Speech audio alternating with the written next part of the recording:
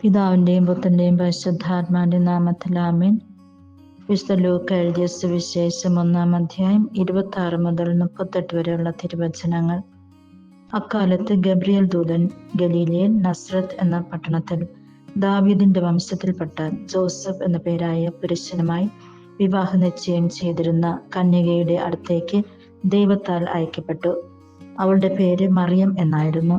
ദൂതൻ അവളുടെ അടുത്ത് വന്ന് പറഞ്ഞു, ദൈവകൃപ നിറഞ്ഞവളെ സ്വസ്തി, കർത്താവ് നിന്നോടുകൂടെ. ഈ വചനം കേട്ട് അവൾ വളരെ അസ്വസ്ഥയായി. എന്താണ് ഈ അഭിവാദനത്തിന്റെ അർത്ഥം എന്ന് അവൾ ചിന്തിച്ചു. ദൂതൻ അവളോട് പറഞ്ഞു, മറിയമേ, നീ ഭയപ്പെടേണ്ട. ദൈവസന്നിധിയിൽ നീ കൃപ കണ്ടെത്തിയിരിക്കുന്നു. നീ ഗർഭം ധരിച്ച് ഒരു പുത്രനെ പ്രസവിക്കും. നീ അവന് യേശു എന്ന് പേരിടണം. അവൻ വലിയവനായിരിക്കും, അത്യുന്നതന്റെ പുത്രൻ എന്ന് വിളിക്കപ്പെടും. അവന്റെ പിതാവായ ദാവീദിന്റെ സിംഹാസനം ദൈവമായ കർത്താവ് അവന് കൊടുക്കും. യാക്കോബിന്റെ ഭവനത്തിന്മേൽ അവൻ എന്നേക്കും ഭരണം നടത്തും. അവന്റെ രാജ്യത്തിന് അവസാനമുണ്ടാവുകയില്ല. മറിയം ദൂതനോട് പറഞ്ഞു, ഇതെങ്ങനെ സംഭവിക്കും? ഞാൻ പുരുഷനെ അറിയുന്നില്ലല്ലോ. ദൂതൻ മറുപടി പറഞ്ഞു, പരിശുദ്ധാത്മാവ് നിന്റെ മേൽ വരും, അത്യുന്നതന്റെ ശക്തി നിന്റെ മേൽ ആവസിക്കും. ആകയാൽ ജനിക്കാൻ പോകുന്ന ശിശു പരിശുദ്ധൻ, ദൈവപുത്രൻ എന്ന് വിളിക്കപ്പെടും. ഇതാ, നിന്റെ ചാർച്ചക്കാരി വൃദ്ധയായ എലിസബത്തും ഒരു പുത്രനെ ഗർഭം ധരിച്ചിരിക്കുന്നു. വന്ധ്യ എന്ന് പറഞ്ഞിരുന്ന അവൾക്ക് ഇത് 6-ാം മാസമാണ്. ദൈവത്തിന് ഒന്നും അസാധ്യമല്ല.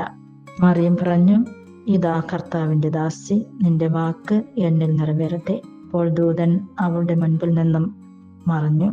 ഈ വചന ഭാഗത്തിലൂടെ തിരുസഭ നമ്മെ ഓർമ്മപ്പെടുത്തുന്നത്, ഇന്ന് പരിശുദ്ധ കന്യകാമറിയത്തിന്റെ രാജ്യത്ത് തിരുനാൾ ആഘോഷിക്കുമ്പോൾ പരിശുദ്ധ കന്യകാമറിയത്തെ പോലെ നമ്മൾ ഓരോരുത്തരും ആകുന്നതിന് വേണ്ടി തന്നെയാണ്. ദൈവനിശ്ചയം അനുസരിച്ച് ജീവിക്കുവാനായിട്ട്, ദൈവത്തിന്റെ വാഗ്ദാനത്തിൽ വിശ്വസിക്കുവാനായിട്ട്, എളിമപ്പെടുവാനായിട്ട്, മറ്റുള്ളവരെ സഹായിക്കുവാനായിട്ട്. ദൈവകൃപ നിറഞ്ഞവളെ സ്വസ്തി എന്ന് മാലാഹ പറയുമ്പോൾ എന്തുമാത്രം അർത്ഥമുണ്ട് എന്നുള്ളത് നമ്മൾക്ക് വ്യാഖ്യാനിച്ചാലും തീരാനായിട്ട് സാധിക്കുകയില്ല. കർത്താവ് നിന്നോടുകൂടെ എന്നും അവിടെ നിന്ന് പറയുന്നുണ്ട്. കർത്താവ് നിന്നോടുകൂടെ എന്ന് അഭിവാദന സ്വരം കേട്ട ആ പരിശുദ്ധ കന്യകാമറിയം എത്ര ഭാഗ്യപ്പെട്ടവളാണ്. പരിശുദ്ധ കന്യകാമറിയം ഇപ്രകാരം കേൾക്കണമെങ്കിൽ, സ്വർഗത്തിൽ നിന്നും കേൾക്കണമെങ്കിൽ എത്രമാത്രം ചെറുപ്പം മുതലേ വിശുദ്ധിയിൽ ജീവിച്ച പരിശുദ്ധ കന്യകാമറിയമാണ് എന്നുള്ളത് നമുക്കൊന്ന് വിചിന്തനം ചെയ്യാം. പരിശുദ്ധ കന്യകാമറിയത്തെ പോലെ നമുക്ക് ജീവിക്കാം. അങ്ങനെയാകുമ്പോൾ നമ്മൾ സ്വർഗത്തിലോട്ട് എടുക്കപ്പെടുവാനായിട്ട് സാധിക്കും. സ്വർഗത്തില് നമ്മൾക്കും പരിശുദ്ധ കന്യകാമറിയത്തോട് സ്നേഹവും കാരുണ്യവും കാണിച്ച, വാത്സല്യവും കാണിച്ച പിതാവായ ദൈവം നമ്മളോടും അതുപോലെ തന്നെ ആയിരിക്കും.